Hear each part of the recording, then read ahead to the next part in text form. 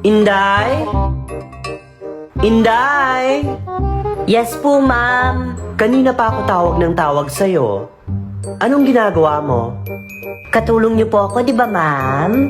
Malamang naglilinis po. Piloso po. Naimpake mo na ba yung mga gamit namin ng sir mo? Oh, yes, of course.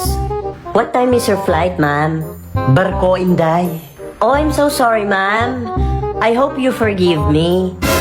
What time is your float? Noon, baon namin 2 piso lang. O, ayan na naman.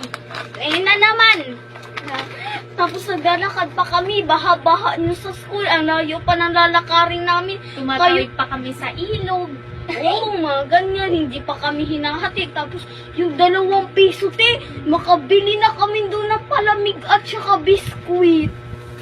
Wala kaming pakialam. Panahon nyo yun. Hindi namin yung panahon.